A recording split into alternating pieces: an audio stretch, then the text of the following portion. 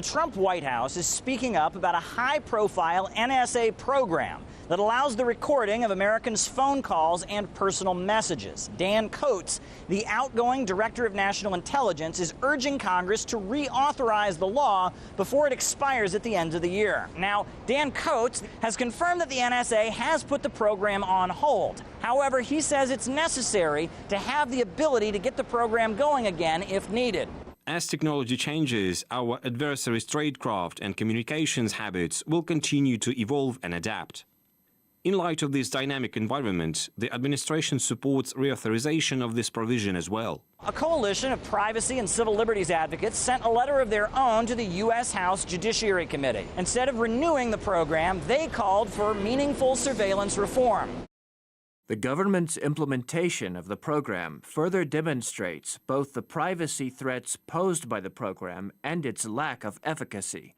It is highly concerning that it took almost 3 years to detect the fact that the NSA was collecting records even beyond the broad authorization provided under the program.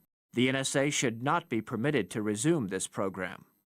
Now, the Freedom Act gives the NSA the ability to build a network with the telecommunications companies to record the phone calls and personal messages, not just of the suspects, but of anyone that they are in contact with.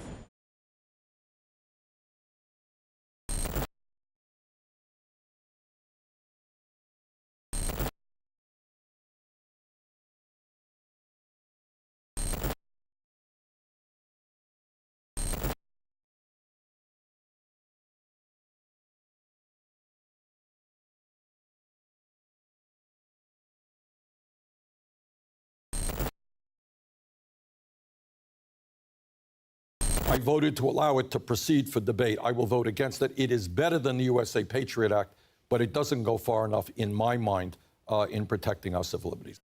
We find that we're spending resources for no benefit in terms of public safety and a real cost in terms of freedom and liberty.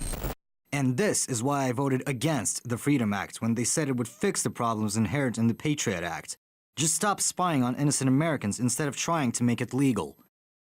When the Freedom Act came down, it was a way to try to ease Americans and say, no, we're going to make sure we work out the kinks. But I think Americans know better than that because, and that's what Dan Coats is saying here, is that anything the NSA, and sometimes the NSA just gets surveillance information that's just hundreds and pages of nothing. And they've actually come out saying that it doesn't really help resolve or solve any terrorism or investigate terrorism activities. So because of this, though, now they can send that, or they can disseminate that information out to the CIA, to other players, to the FBI, and to people who might not have the knowledge of who really is a threat, which is going to put a lot of Americans at risk, certainly of these privacy violations. So yes, you're allowed to surveil, you're allowed to keep your country safe from terrorism, from these kinds of acts, but at the rate that it infringes on the privacy rights of people who have absolutely no known ties to terrorism, that's where it gets a little bit tricky.